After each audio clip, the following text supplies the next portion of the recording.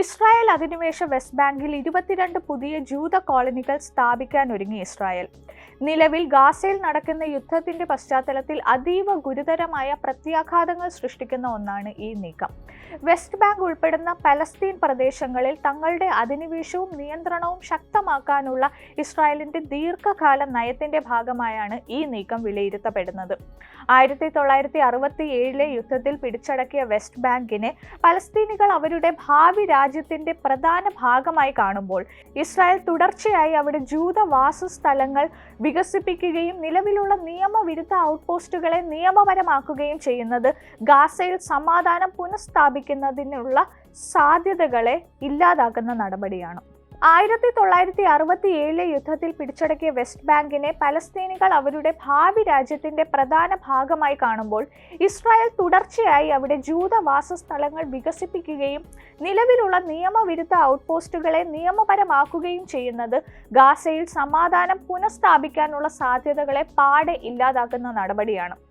നിലവിലെ ഗാസ യുദ്ധം ആരംഭിച്ചതു മുതൽ വെസ്റ്റ് ബാങ്കിലും സ്ഥിതിഗതികൾ അതീവ വഷളായിട്ടുണ്ട്. ഇസ്രായേൽ സൈന്യത്തിന്റെ റെയ്ഡുകളും അറസ്റ്റുകളും വെസ്റ്റ് ബാങ്കിൽ വർദ്ധിച്ചു. പലസ്തീൻ ജനതയ്ക്കെതിരായ അതിക്രമങ്ങളും വർദ്ധിച്ചിട്ടുണ്ട്. പലസ്തീൻ ഗ്രാമങ്ങളിലും നഗരങ്ങളിലും ഇസ്രായേൽ സൈന്യവും ജൂത കുടിയേറ്റക്കാരും നടത്തുന്ന ആക്രമണങ്ങൾ നിത്യസംഭവമായി മാറിയിരിക്കുന്നു. വെസ്റ്റ് ബാങ്കിലെ പള്ളികളിൽ ഇസ്രായേൽ സൈന്യം ആക്രമണങ്ങൾ നടത്തുന്നതായി പോലും റിപ്പോർട്ട് ചെയ്യപ്പെട്ടിട്ടുണ്ട്. അഭയാർത്ഥി ക്യാമ്പുകളിൽ നിന്ന് ജനങ്ങൾ പലായനം ചെയ്യുന്ന സ്ഥിതിയിലേക്ക് കാര്യങ്ങൾ എത്തി. ഈ സാഹചര്യത്തിൽ പുതിയ വാസസ്ഥലങ്ങൾ സ്ഥാപിക്കുന്നത് പലസ്തീനികൾക്കിടയിൽ കൂടുതൽ രോഷവും പ്രതിരോധവും ഉണ്ടാക്കുകയും വെസ്റ്റ് ബാങ്കിലെ സംഘർഷം കൂടുതൽ ആളിക്കത്തിക്കുകയും ചെയ്യും. അന്താരാഷ്ട്ര നിയമപ്രകാരം അധിനിവേശ പ്രദേശങ്ങളിൽ സ്വന്തം ജനതയെ പാർപ്പിക്കുന്നത് നിയമവിരുദ്ധമാണ്. ഐക്യരാഷ്ട്രസഭയും യൂറോപ്യൻ യൂണിയനും ഉൾപ്പെടെയുള്ള മിക്ക ലോകരാജ്യങ്ങളും ഇസ്രായേലിന്റെ ഈ നിർമ്മാണങ്ങളെ നിയമവിരുദ്ധമായാണ് കാണുന്നത്. ഈ നടപടികൾ സമാധാന ചർച്ചകളെ കൂടുതൽ സങ്കീർണമാക്കുമെന്ന നിലപാടിലാണ് ലോകരാജ്യങ്ങൾ. എന്നിരുന്നാലും ഇസ്രായേൽ തങ്ങളുടെ സുരക്ഷാ കാരണങ്ങളും ഈ പ്രദേശങ്ങളിലുള്ള ചരിത്രപരമായ അവകാശവാദങ്ങളെയും ഉയർത്തിപ്പിടിച്ച് ഈ വാസസ്ഥല നിർമ്മാണങ്ങളെ ന്യായീകരിക്കുകയാണ്. അവർ ഈ പ്രദേശങ്ങളെ തർക്ക പ്രദേശങ്ങൾ എന്ന് വിശേഷിപ്പിക്കുകയും നിയമപരമായി ഇസ്രായേലിന്റെ ഭാഗമാണെന്ന് വാദിക്കുകയും ചെയ്യുന്നു. 2024 തുടക്കത്തിൽ തന്നെ വെസ്റ്റ് ബാങ്കിലെ ആയിരക്കണക്കിന് ഏക്കർ ഭൂമി ഇസ്രായേൽ സർക്കാർ ഭൂമിയായി പ്രഖ്യാപിച്ചിരുന്നു. വെറും 3 മാസത്തിനിടെ 2743 ഏക്കർ ഭൂമി ഇസ്രായേൽ തങ്ങളുടെ നിയന്ത്രണത്തിലാക്കിയെന്നാണ് റിപ്പോർട്ടുകൾ പറയുന്നത്. ഇത് ജൂത കുടിയേറ്റത്തിന് വേണ്ടിയുള്ള നീക്കത്തിന്റെ ഭാഗമായിട്ടാണ് കാണുന്നത്. വെസ്റ്റ് ബാങ്കിലെ ജൂത അധിനിവേശ ചരിത്രത്തിലെ തന്നെ റെക്കോർഡ് കയ്യേറ്റമാണിത്. ഈ ഭൂമിയിൽ ഭൂരിഭാഗവും ജോർദാൻ താഴ്വരയിലാണ്.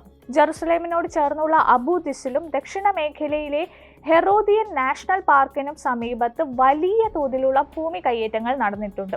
ഇത്തരം കയ്യേറ്റങ്ങൾ പലസ്തീൻ രാഷ്ട്രത്തിന് തുടർച്ചയായ ഭൂപ്രദേശം ഇല്ലാതാക്കുകയും ഇരു രാജ്യങ്ങളും തമ്മിലുള്ള പ്രശ്ന പരിഹാരത്തിനുള്ള സാധ്യതകളെ പൂർണ്ണമായി അടയ്ക്കുകയും ചെയ്യും. ഗാസ യുദ്ധം കാരണം ഹമാസും ഇസ്രായേലും തമ്മിലുള്ള വെടിനിർത്തൽ ചർച്ചകൾ പോലും പലപ്പോഴും വഴിമുട്ടി നിൽക്കുന്ന സാഹചര്യമാണ്. ഹമാസ് ബന്ദികളെ വിട്ടയച്ചാൽ തടവിലുള്ള മുഴുവൻ പലസ്തീനികളെയും വിട്ടയക്കാമെന്ന് പറയുന്നുണ്ടെങ്കിലും ഇസ്രായേൽ ഭാഗികമായൊരു സമാധാന കരാറിലൂടെ അവരുടെ രാഷ്ട്രീയ അജണ്ടകൾ മറയ്ക്കാനാണ് ശ്രമിക്കുന്നത് എന്ന് ഹമാസ് ആരോപിക്കുന്നു.